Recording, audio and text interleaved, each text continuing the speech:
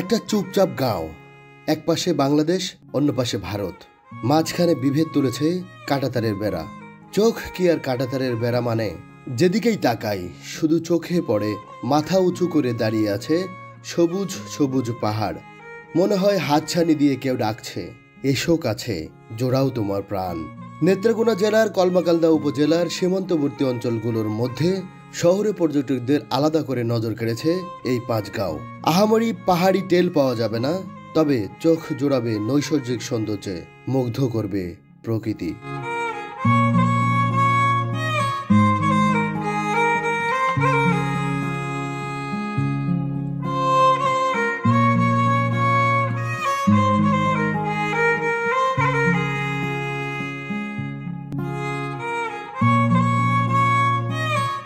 ইট পাথরের দেওয়ালের মধ্যে থাকতে থাকতে জীবন হয়ে ওঠে বিষণ্ণ।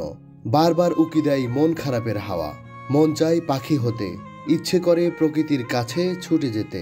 সেই ক্ষেত্রে পাঁচগাঁও খুব একটা মন্দ লক্ষ্য হবে না, যদি না আপনার ছিমছাম পাহাড়ি গাঁয়ের প্রতি আলাদা লোভ কাজ না করে।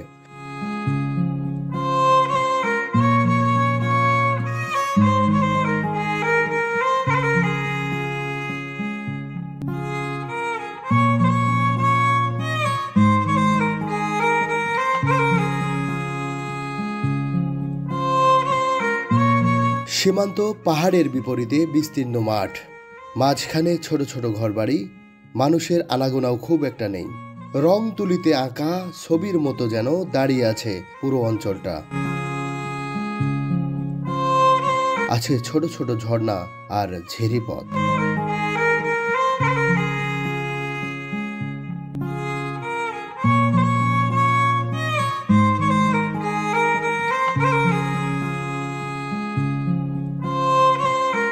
এখানে পাহাড়ে উঠতে খুব একটা মন টানবে না, তবে সে সুযোগ আছে।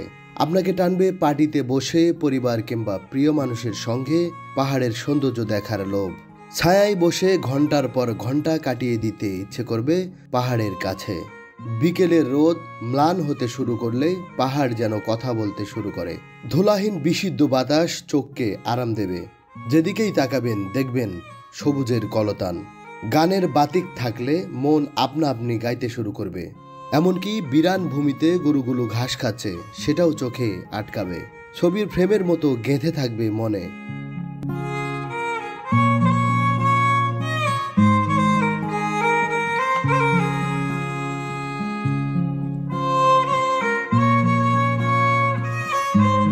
ঢাকার মহাখালী বাস স্ট্যান্ড থেকে প্রতি রাতে নেত্রকোনা কলমাকান্দার উদ্দেশ্যে বিভিন্ন রকম বাস ছেড়ে যায়। সেই বাসগুলোতে উঠলে খুব ভোরে আপনাকে কলমাকান্দা বাজারে নামিয়ে দিবে। ভাড়া ৩৫০ টাকা। কলমাকান্দা বাজার থেকে বিভিন্নভাবে পাঁচগাঁও যাওয়া যায়, সিএনজি, মোটরসাইকেল এবং অটোরিকশা। সবচেয়ে ভালো বুদ্ধি হবে মোটরসাইকেল যাওয়া এবং আসার জন্য ভাড়া করা। দরদাম করে নিলে ৯০০ থেকে ১০০০ টাকার মধ্যে আপনি পেয়ে যাবেন মোটরসাইকেল। পাঁচগাঁও ভ্রমণের পাশাপাশি আপনাকে ঘুরিয়ে দেখাবে মোমিনের টিলা এবং সাত শহীদের মাজার, সাথে পাতলাবন।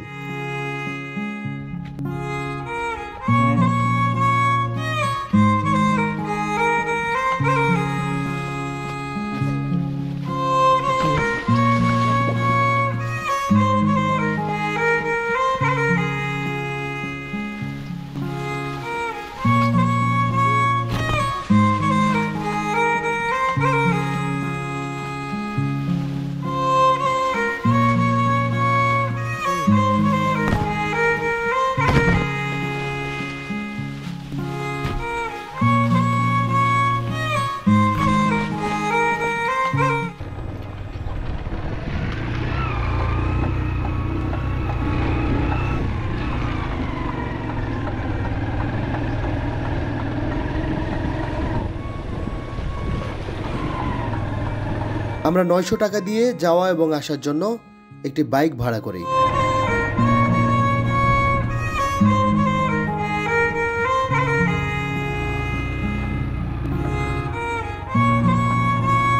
যেতে যেতে পথের শোভায় মুগ্ধ হয়েছি।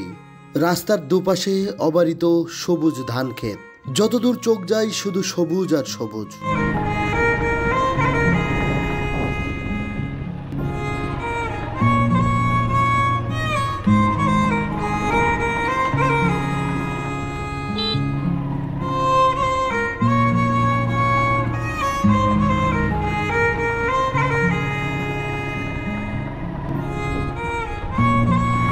মাঝে মাঝে রাস্তাগুলো ভাঙা পাওয়ার কারণে বাইকের পিছনে বসে থাকা দায় হয়ে যায়। এ যেন অবারিত বাংলার একদম র ফুটেজ।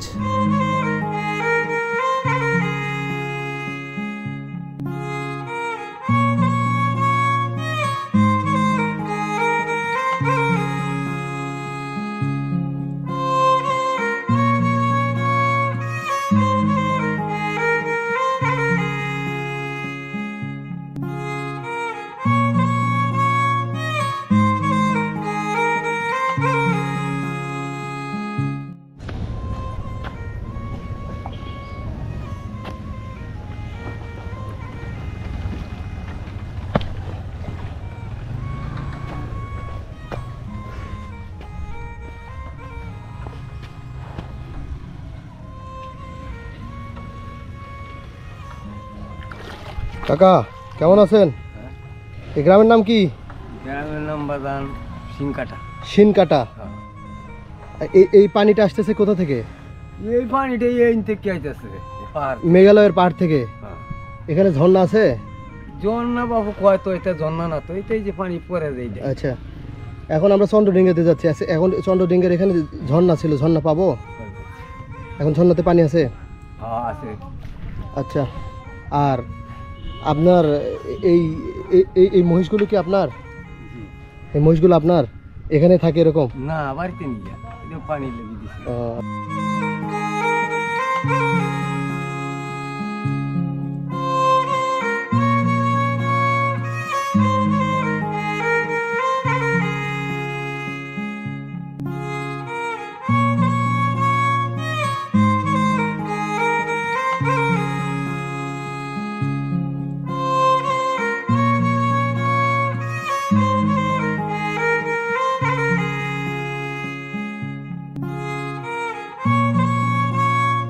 আমরা পাঁচগাঁওতে এসে বাইক থেকে নেমে পায়ে হেঁটে যাত্রা শুরু করি পাহাড়ের মাঝখানের ঝিরি পথে।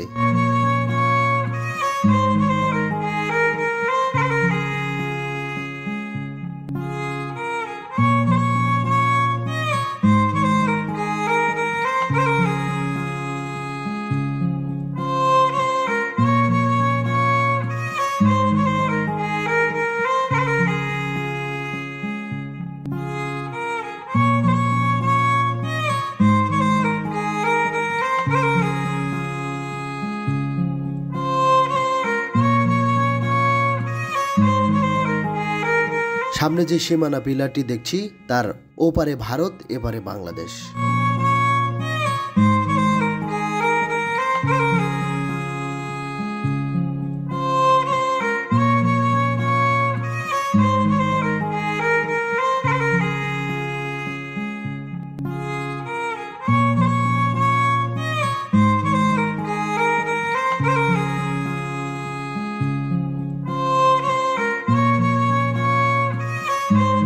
সুবহান আল্লাহ, কত সুন্দর তোমার সৃষ্টি।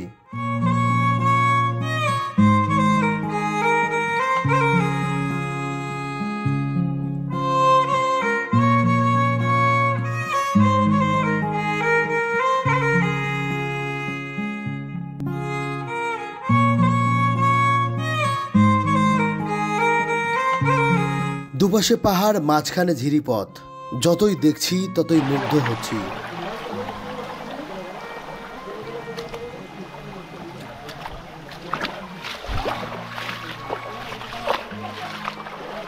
বন্ধুরা, কলমাকান্দা পাঁচগাঁয়ের এই ভারত ঘেঁষা এই ঝিরিপথটির অন্ত নেই। অন্ত নেই কেন বলছি? এই ঝিরিপথটি যেখানে শুরু হয়েছে সে পর্যন্ত যাওয়ার অনুমতি নেই আমাদের, কারণ এটি ভারতীয় সীমান্ত। আর ভারতীয় সীমান্ততে আমাদের পর্যটকদের যাওয়া নিষেধ। শুধু পর্যটক না, এখানকার স্থানীয় বাসিন্দারাও ভারতীয় সীমানা অতিক্রম করে ভারতে ঢোকার চেষ্টা করে না। তো হয়তো এর উৎপত্তিস্থল বা শেষ মাথা পর্যন্ত যেতে পারবো না, কিন্তু যতটুকু আমার দ্বারা সম্ভব আপনাদেরকে দেখানোর চেষ্টা করব।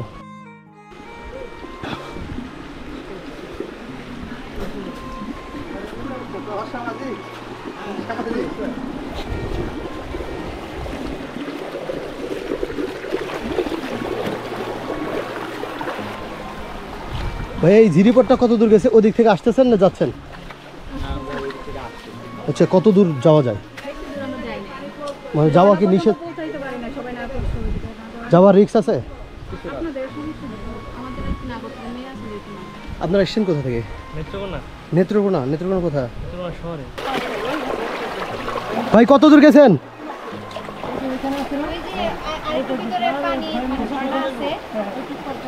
ঝর্ণা পর্যন্ত উঠছিলেন?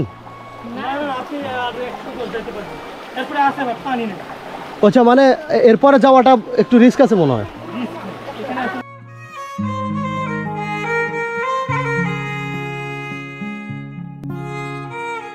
যতই এ পথে হাঁটছি ততই ইচ্ছে করছে আরও সামনে যাই, কিন্তু এটা ভারতের সীমানার ভেতরে, তাই আর বেশি দূর এগোলে রিস্ক হয়ে যেতে পারে।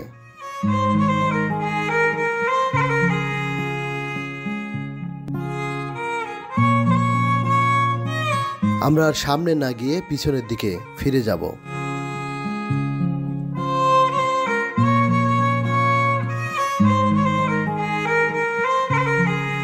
পিছন দিকে ফিরেই ছোট্ট একটি ঝর্ণা দেখলাম অনেকেই এই ছোট্ট ঝর্ণাটিতে গোসল করছে।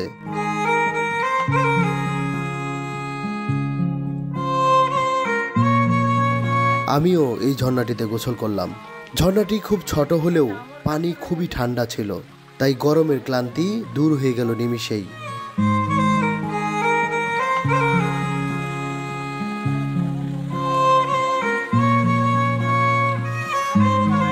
ঝর্ণাটিতে গোসল শেষ করে এখন যাচ্ছি চন্দ্রডিঙ্গা পাহাড়ের দিকে।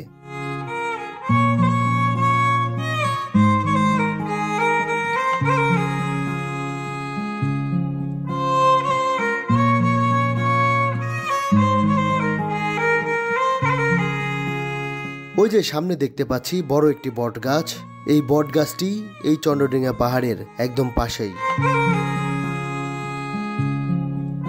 রংসাতি ইউনিয়নের পাঁচগাঁয়ের উত্তরে গাঢ় পাহাড়ের পাদদেশে ডিঙ্গা সদৃশ পাহাড়টিকে চন্দ্রডিঙ্গা পাহাড় বলে। চন্দ্রডিঙ্গা নামে প্রাচীন যুগ থেকেই পরিচিত হয়ে আসছে এই পাহাড়টি। কথিত আছে যে পৌরাণিক যুগে হিন্দুদের দেবতা পদ্মা দেবীর সাথে চাঁদ সওদাগরের বিরোধ ছিল। স্থানটি পূর্বে কালীদহ সাগর নামে পরিচিত ছিল। পদ্মা দেবী চাঁদ সওদাগরের কাছে পূজা চেয়েছিল, কিন্তু চাঁদ সওদাগর পদ্মা দেবীকে পূজা দিতে রাজি হয়নি, যার কারণে চাঁদ সওদাগরের সপ্তডিঙ্গা কালীদহ সাগরে ডুবিয়ে দেয়। চাঁদ সওদাগরের ডিঙ্গা এই অঞ্চলে ডুবেছিল। এ পৌরাণিক কাহিনীকে এ অঞ্চলবাসী সত্য বলেই মনে করে। তাদের বিশ্বাস, ডুবে যাওয়া চাঁদ সওদাগরের ডিঙ্গার মাস্তুল গাঢ় পাহাড়ের শিলাস্তরে অঙ্কিত হয়ে পূর্বের স্মৃতি বহন করেছে। চন্দ্রডিঙ্গা নামক গ্রামটি সেই স্মৃতিচিহ্নের একটি। ঠিক সে কারণেই এই গ্রামটির নাম রাখা হয় চন্দ্রডিঙ্গা, এবং এই পাহাড়কে বলা হয় চন্দ্রডিঙ্গা পাহাড়।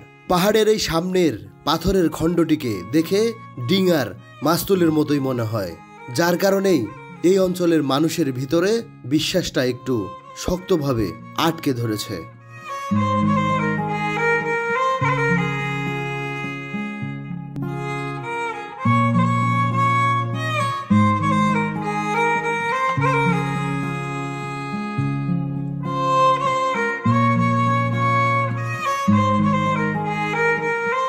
এই বটগাছের নিচেই বসে হরেক রকম ভারতীয় পণ্যের অস্থায়ী দোকান। এখানে এসে দেখে কোনো পণ্য যদি ভালো লাগে অবশ্যই কিনে নিয়ে যেতে পারবেন। বাজারের চেয়ে এখানের মূল্য একটু কম থাকে।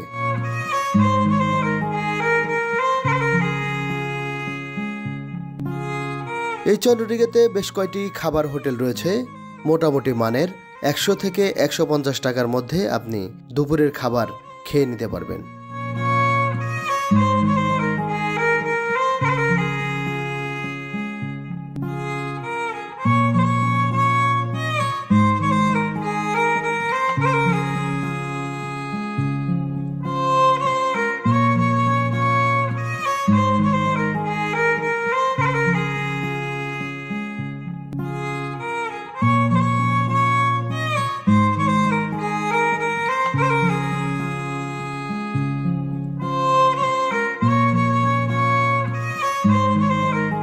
এই ছিল মায়াবী পাহাড়ে ঘেরা পাঁচগাঁয়ের গল্প। কেমন লেগেছে অবশ্যই জানাবেন। আল্লাহ হাফেজ।